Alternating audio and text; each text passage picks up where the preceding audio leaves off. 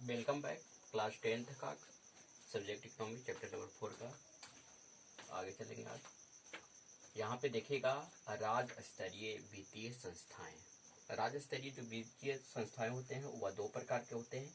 एक गैर संस्थागत वित्तीय संस्थाएं होती है और दूसरा जो होता है संस्थागत वित्तीय संस्थाएं होती है। गैर संस्थागत जो वित्तीय संस्था होती है जिसकी लेखा जोखा सरकार के पास नहीं होती है, जबकि जो संस्थागत वित्तीय संस्थाएं होती है वह उसकी लेखा जोखा सरकार के पास होती है। गैर संस्थागत वित्तीय संस्थाएं के अंतर्गत जो आने वाले हैं वह कौन कौन सा आते हैं?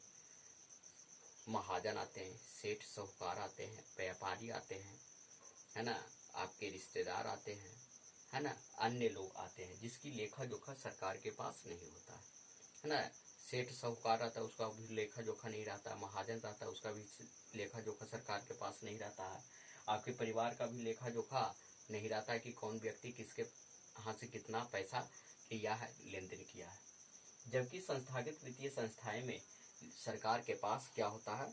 लेखा जोखा होता है। उसमें क्या कौन कौन सा आते हैं? जितने भी वाणिज्यिक बैंक हैं वह आएंगे, उसके बाद सहकारी बैंक आएंगे, उसके बाद ग्रामीण बैंक आएंगे, है ना, ग्रामीण क्षेत्रीय बैंक आएंगे, उसके बाद सहकारी समितियां आएगी, उसके बाद जैसे हो गया पीएनबी बैंक हो गया, एसबीआई बैंक हो गया, ओबीसी बैंक हो गया, है ना, इंडियन बैंक हो गया। जितने भी प्रकार के आप कमर्शियल बैंक आते हैं जो संस्थागत वित्तीय आते हैं। इसके अंतर्गत जो प्राइवेट सेक्टर के बैंक है ना, वह भी आते हैं। जैसे एचडीएफसी बैंक हो गया, आईसीआईसीआई बैंक हो गया, है ना, विदेशी बैंक भी आते हैं जैसे हो गया सिटी बैंक, है ना, एससी बैंक आ गया। और यहाँ पे एक चीज और आते हैं, फिनेंशियल कंपनी मानी वित्तीय कंपनियां भी यहाँ पे आते हैं संस्थागत वित्तीय संस्था में, है ना। उसके बाद चलते हैं संस्थागत वित्तीय स्रोत, है ना। इसका स्रोत क्या क्या है? तो पहले है सहकारी बैंक। सहकारी बैंक कहते हैं किसको? सहकारी बैंक के अंतर्गत क्या क्या चीज आएगी, है ना। तो सहकारी बैंक के मुख्य रूप से 3 आधार पे काम करते हैं, 3 आधार पे साख बनाने का काम करते हैं, है ना। पहला है गांवों में प्राथमिक सहकारी साख समितियां को खोलने का काम करना, है ना। इसमें 15 से 20 सदस्य लोग रहते हैं। उसके बाद फिर जिला स्तर पर केंद्रीय सहकारी करता, है ना, एक ग्रामीण स्तर पर, दूसरा आपको जिला स्तर पर और तीसरा राज्य स्तर पर, है ना। राज्य स्तर पर जो सहकारी समितियां होती है वह राज्य सहकारी समिति कहते हैं। जिला स्तर पर रहता है उसको हम केंद्रीय सहकारी समिति कहते हैं। जो ग्रामीण स्तर पर होता है उसको प्राथमिक सहकारी साख समितियां कहते हैं। ये सभी लोगों को है कि यह लोन प्रदान करने का काम करता है ना। इसमें जो ऋण दिया जाता है वह 3 प्रकार से दिया जाता है, अल्पकालीन, मध्यकालीन और दीर्घकालीन ऋण प्रदान किया जाता है। अल्पकालीन, मध्यकालीन और दीर्घकालीन लोन को प्रदान किया जाता है। आगे है प्राथमिक सहकारी समितियां, है ना। प्राथमिक सहकारी समितियां के अंतर्गत, है ना, की स्थापना अल्पकालीन ऋणों के लिए किया गया था। किसके लिए किया गया था? अल्पकालीन मतलब शॉर्ट टर्म लोन देने का काम किया गया था। और शॉर्ट टर्म जो लोन दिया जाता है वह 1 साल के लिए से कम दिया जाता है, मतलब 1 साल में 365 दिन होता है। तो यहाँ पर आपको जो लोन देने का जो काम करेगा 364 दिन तक कर सकता है। 1 महीना के लिए, 1 दिन के लिए, 100 दिन के लिए, 50 दिन के लिए, है ना, 200 दिन के लिए यह ऋण को प्रदान करने का काम करता है ना।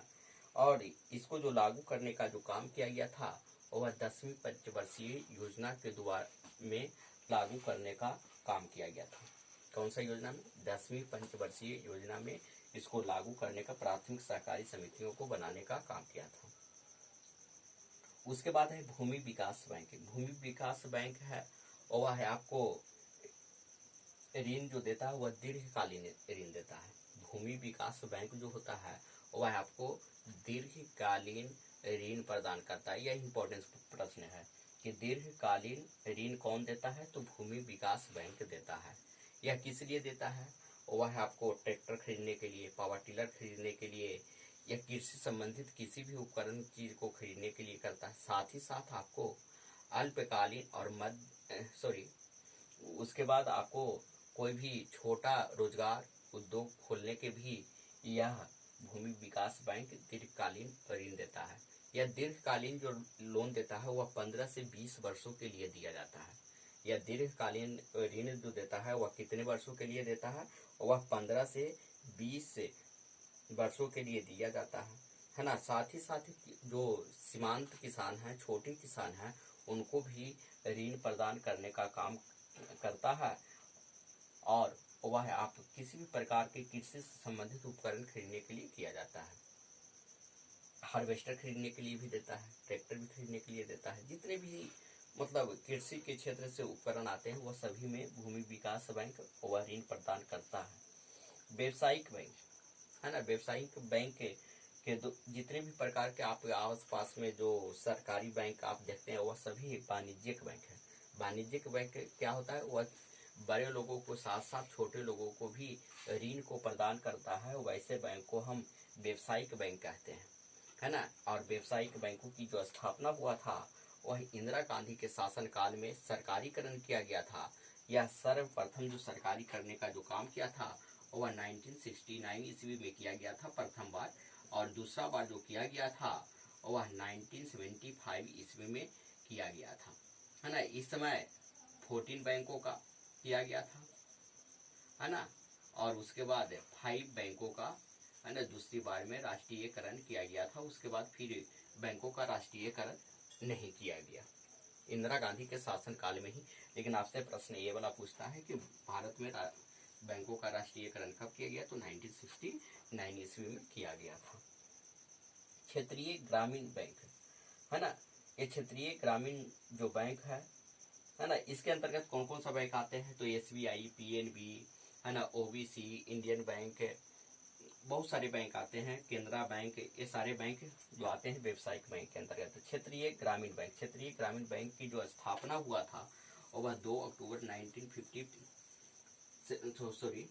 2 अक्टूबर ना, क्षेत्रीय बैंक का जो स्थापना हुआ था 2 अक्टूबर 1975 ईस्वी को किया गया था। जिस समय गांधी जयंती था उसी समय ग्रामीण बैंक को स्थापना कर भारत में हुआ था। इसका मुख्यालय मुंबई है, इसका मुख्यालय मुंबई है ना। और इस बैंक की जिस समय स्थापना हुआ था उस समय जो ग्रामीण क्षेत्र के जो किसान हैं, है ना, ग्रामीण क्षेत्र को सुधार करने के लिए इस बैंक को खोला गया था। और इसकी संख्या वर्तमान समय में जो अब रह गई है वह 196 रह गई है ना। वह कितना रह गया है, वह 196 रह गया है ना। जो क्षेत्रीय ग्रामीण बैंक है जो कार्यरत है पूरे भारत में, पूरे भारत में 196 बैंक है वह कार्यरत है। लेकिन अब इसके आगे कोई भी आगे दूसरा बैंक ग्रामीण बैंक नहीं खुलेगा, क्योंकि ग्रामीण बैंक जो है वह घाटा में चल रहा है। और इसमें कह दिया गया है कि इसके आगे कोई भी बैंक ग्रामीण बैंक नहीं खुलेगा, है ना।